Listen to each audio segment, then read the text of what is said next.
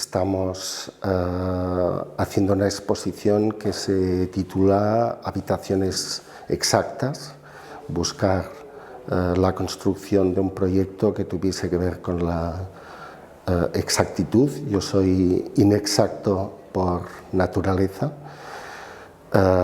pero en este caso, dadas las circunstancias del contexto en el que vivía, que era Colonia, en Alemania, y dadas las circunstancias del mundo en el que yo intentaba integrarme, que era el del arte, y desde mi práctica de pintor, en la cual llevaba ya bastantes años, reaccioné. Es decir, que desde algún punto de vista se puede decir que Habitaciones exactas, que no es la pieza que ahora mismo tengo detrás, sino la otra pieza instalada en la galería, es una pieza de reacción. ¿Reacción a qué? Pues reacción a la transvanguardia, reacción al expresionismo alemán, reacción a unos modelos, unas concepciones de la representación que abandonaban los registros y las victorias, yo creo, de lo realizado en los años 60 y 70, que es cuando yo me formé, y me propuse terminar mi labor como pintor escogiendo un sujeto que pudiese tener un fin radical, que pudiese ser exacto, que se pudiese pintar completamente más allá de ningún género de duda. Por esa razón, pues escogí algo iconográficamente muy básico, que eran las formas de 3 señales de tráfico, y las combiné, permuté y varié con los 3 colores de la bandera alemana. Es gracioso porque yo no me he sentido nunca español y creo que es en la imagen 580, si no recuerdo mal el montaje de ayer, aparece la combinación correspondiente a la bandera española. Bueno, todos tenemos defectos y sobre todo cuando se te escapan las cosas de las manos porque quieres ser programático y no lo eres. Bien, hecha esta introducción sobre habitaciones exactas, ahora me gustaría hablar de una pieza reciente, que es la otra pieza que estructura la exposición. Es una carta privada de amor que no llegué a mandar nunca a la persona para la cual estaba destinada, porque aquello me desbordó, se convirtió en algo que yo empecé a apreciar como producto artístico.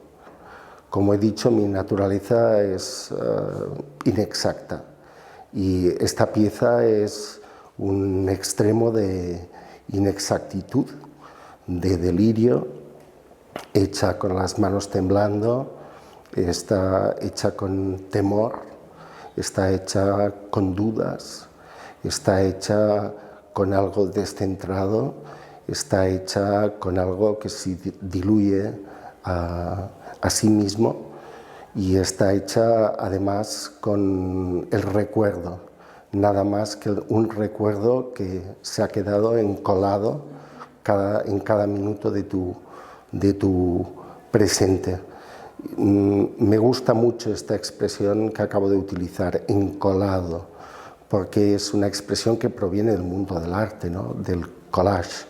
Esta pieza es como un apósito a la superficie que en algún modo pueda representar yo, sobre todo como persona, mucho antes que como artista. Es un tumor, pero es al mismo tiempo un latido muy intenso de mi corazón. Mata y da vida.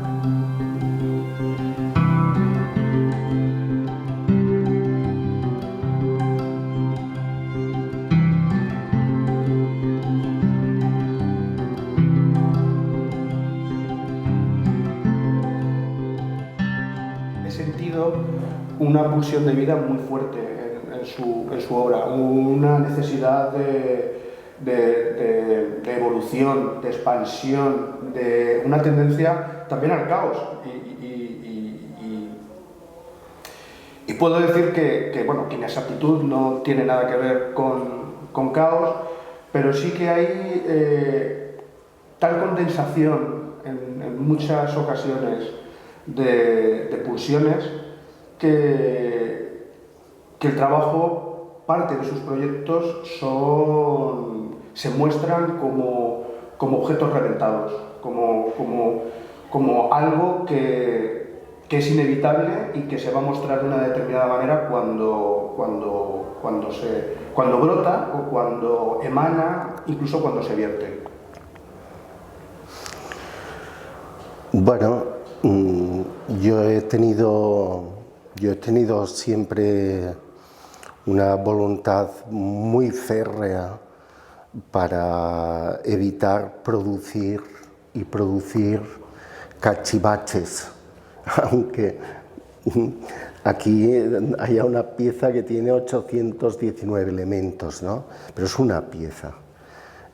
Siempre he evitado producir cachivaches, porque siempre he tenido la sensación de que las cosas que funcionan por condensación, como el cubo de Hans Haacke, son mejores.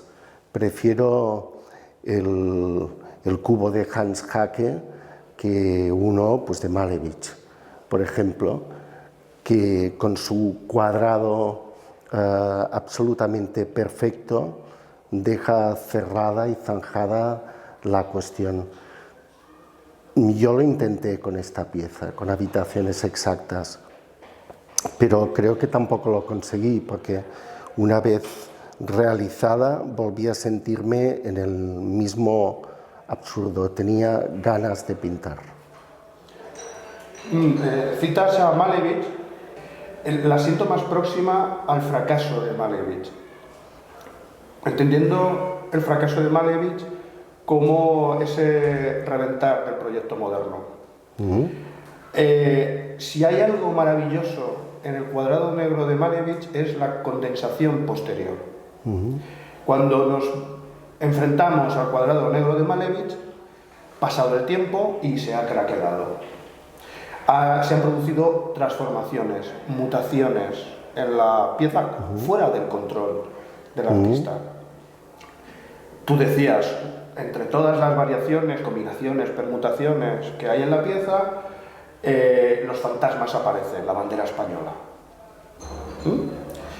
En el caso de Malevich, digamos, eso está como dentro del control, es ese punto racionalista en tu trabajo, ¿no? Ese punto cartesiano, pero Descartes también es un idealista, la idea es la realidad.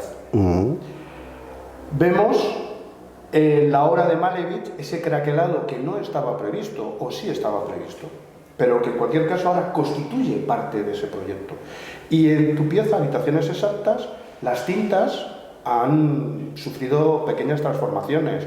Sobre las variaciones, las permutaciones y las combinaciones, el color aparece como un elemento fuera de control. O sea, hay una capa de intento de exactitud y al mismo tiempo hay la imposibilidad de esa exactitud, que es una relación de color y forma. Y están los cristales. Entonces, tú dices condensación, creo que en Malevich hay condensación y posiblemente en Haacke no haya tanta, porque el objeto es más acabado, más pulido, más preciso y tremendamente conceptual. Sin embargo, en Malevich y en su suprematismo está el fracaso del proyecto moderno, como creo que en la pieza que hay abajo, que en Habitaciones Exactas, se produce una fractura en el sujeto. Y eso es algo que me emociona al ver la pieza. Y al conocer los tiempos en los que tú vivías en Colonia, las dificultades a las que te enfrentabas, las dudas que había y la transformación, o sea, ese momento crisálida en tu vida, ¿no? Que la he compartido, ¿no? Esos despertares tuyos hablando en inglés al armario, ¿sabes? Entonces, no sé, no es por contradecir, es por mostrarte lo que me apasiona el trabajo y cómo me aproximo a él. Has citado Crisálida, que es una pieza performativa muy, muy especial. Explico muy brevemente, porque no es una pieza que haya tenido tanta difusión. Hace muchos años, muchísimos años, cuando nos habíamos conocido recientemente, hacia 1988 también, un trabajo de performance en el que yo intentaba con una cinta de celo envolver todo mi cuerpo hasta bloquearlo completamente, hasta impedir mis propios movimientos. Evidentemente quedó un brazo libre, el que tenía la cinta de celo, pero yo estaba en el suelo dentro de aquella crisálida de cinta adhesiva, ¿no? Esta obra es una de las que puede hablar también muy claramente de mi tendencia a encerrarme en mí mismo, porque hay cosas que deseo controlar y no puedo controlar, como los craquelados en la pintura de Malevich o la cristalización de las tintas que utilicé para hacer habitaciones exactas. Pero es que en la pieza que tengo aquí detrás, estas cartas a Francesca, no pude realmente ni controlar siquiera la voluntad primaria de escribir una carta y mandarla. Fue imposible. Hay algún régimen emocional que me puede completamente. Por eso me hace mucha gracia cuando hay gente, y ha habido mucha gente que ha escrito sobre ello, sobre mi racionalidad como artista, o la racionalidad de mi trabajo. A mí me parece siempre irracional. Creo que siempre se me escapa.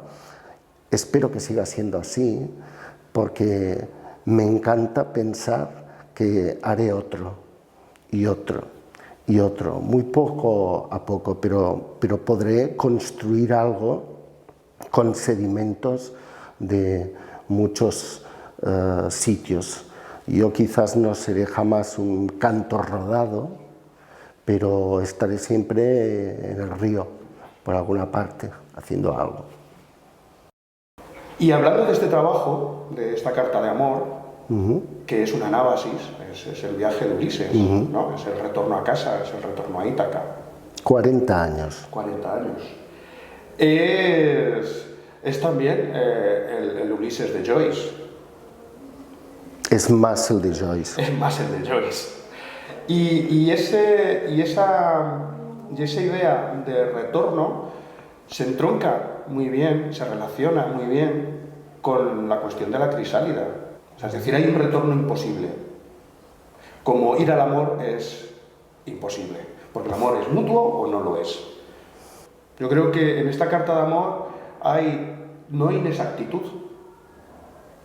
Lo que hay es torpeza, pero es la torpeza del sujeto amante. Es la torpeza del que no quiere liberarse. Es la torpeza del que quiere volver. Digamos, y eso es algo que el arte maneja, regula. Es algo que a través de lo cual es un tipo de sustancia en la cual el arte se siente y se percibe con comodidad, porque es el arquetipo del sufrimiento y es una muestra desesperada de los intentos fracasados. ¿Sabes? Lo intento, quiero amarte. De hecho, no envías la carta. Y la carta termina siendo para otra persona. ¿Sabes? A la cual le estás contando tu fracaso. Esto es muy pop. Tengo que reconocer que esto es muy pop. Bueno, la actitud que hay detrás de esta pieza tiene que ver con el delirio. Y cuando tú mismo como artista estás realizando algo que en algún plano importante de tu consciencia queda claro que es delirante, recurres a muchos artificios, y uno de ellos, en mi caso, fue aprovechar el cansancio extremo que me producía mi estado de salud, muy precario, estaba en el hospital, y aprovecharlo para sacar una fuerza que normalmente yo no tengo otra, y mi forma de hacer es otra, y me gusta la excepcionalidad que puede producir el delirio en el arte. Me interesa mucho porque estos estados de excepcionalidad psicológica permiten mutaciones muy profundas de estructuras que difícilmente puedes autocriticar. Solo cuando se ha dado ese accidente, los pelos de Duchamp cayendo sobre la tela, puedes rectificar y mentir como un bellaco y decir, como dijo Duchamp, ¿no?, que los había hecho caer exactamente. Los dos hemos tenido una pasión enorme yo creo, por muchas cosas, porque los dos somos personas en realidad muy apasionadas y tenemos digamos, por decirlo así, tendencia a querer saber todo, a querer leer todo, a querer ver todo, a querer visitar todo. Pero entre nuestras pasiones comunes, además de la de Duchamp, citaría la de la pintura barroca española y muy específicamente el conjunto de lo que es el barroco español, que es rotundamente diferente del barroco italiano, aunque hay artistas ahí en medio que parece que a veces que podrían establecer una conexión. No, los dos hemos trabajado además, por ejemplo, sobre Sánchez Cotán. Los dos hemos trabajado sobre la idea de ventana ciega. Los dos hemos trabajado sobre lo que José Luis llamaba el punto ciego. Los dos hemos utilizado mucho el lenguaje verbal y las imágenes. Hay textos, hay piezas que son texto, hay piezas cuya visualidad sigue la pauta de un texto. Bueno, todo esto sigue presente en mi trabajo. Esta pieza que hay aquí detrás tiene esta torpeza. La de ser otra vez un texto, que es una imagen, pero que es un texto. En tu trabajo, las capas y los pliegues y los repliegues y los despliegues los hacen bastante inaprensibles. Digamos, eso es algo que compartimos, ¿no? Y acabas de comentar esta idea de la relación entre texto e imagen y viceversa, ¿no? Y yo creo que hay mucho de inaprensible en tu trabajo. Nadie puede decir tengo una obra de Pepa Gut, porque si la tiene, no la tiene del todo. Y eso es muy femenino, por otro lado. Sí, estos días con Begoña y con Tano hemos hablado de la parte femenina de mi personalidad, y ciertamente el psicoanálisis no puede detectar ciertos registros en este sentido. Yo estuve un par de años con un psicoanalista y creo que no he mentido jamás tanto. La parte psicopatológica de la propia producción artística tiene ese punto delirante que hace efectivamente que escape al concepto genérico de producto. Lo que surge son algo así como conformaciones. Tiene que ver con las montañas y con los ríos. Yo necesitaría 20 o 30 millones de años para terminar una obra y me temo que esto va a ser imposible del todo, ¿no? Entonces ya no me preocupa el nivel, digamos, geológico de mi mente, mi lentitud tremenda, pero sí intento escalar todavía sobre los granos de polvo, que es lo único que consigo escalar, pequeños granos de polvo, porque no me permitirán jamás llegar a la cima, pero sí haber ascendido algo en la montaña y con ello haber ascendido algo en mi proyecto como artista, que en realidad pues no es un proyecto, pero sí el sueño de tenerlo, la necesidad de tenerlo y sobre todo la voluntad política de intentarlo. Esta es una dimensión que también me interesa de la exposición que tenemos aquí. Yo muestro dos caras que pueden parecer a muchos o que les parecerán a muchos incluso incompatibles. Me interesa mucho conocer los puntos de incompatibilidad hacia mí mismo. Me interesa enormemente. Se podrá percibir como muy distinto, que no es así. El trabajo, la obra que tienes, las habitaciones exactas y esta obra, ¿no? Esta carta y la carta de amor, que es una cierta carta robada, porque no se la has dado a la persona a la que iba dirigida, se la has robado. Esta carta tenía no solo un destinatario, sino una poseedora, en potencia, pero la tenía. Y creo que lo que se da entre lo que la pieza de abajo y esta pieza es una diferencia de potencial, no una depotenciación. Es decir, abajo hay unas intensidades, unas intenciones, una actitud en un determinado momento, una vida en un determinado momento, y aquí hay una vida en un momento distinto, en un momento otro.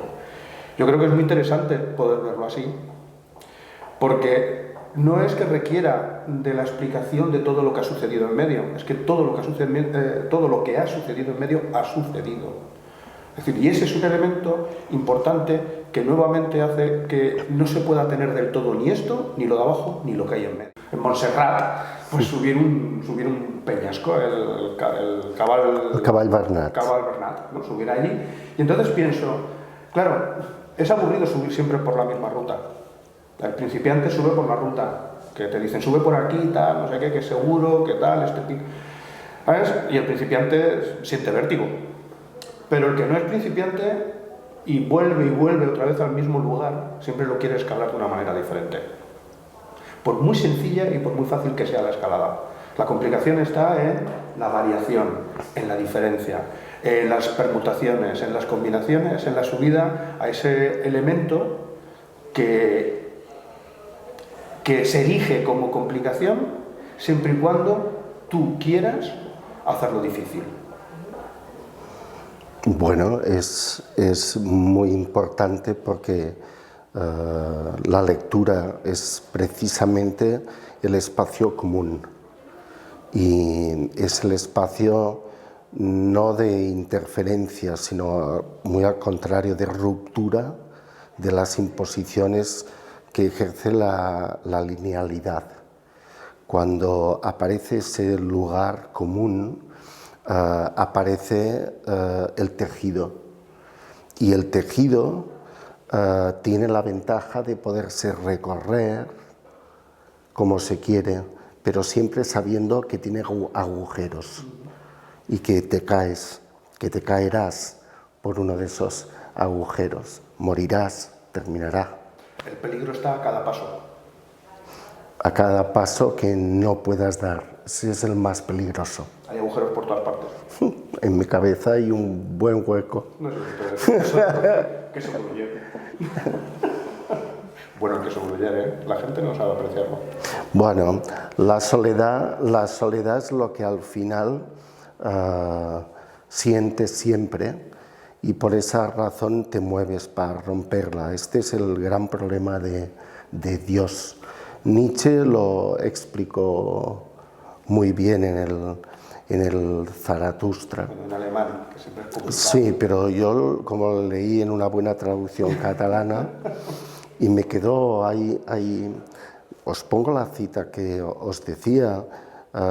Hay un punto del Zaratustra en el que dice, estoy traduciendo del catalán, compañeros de viaje buscó antaño el Creador, hijos de su esperanza, y en tanto que no podía encontrarlos, tuvo que crearlos él mismo.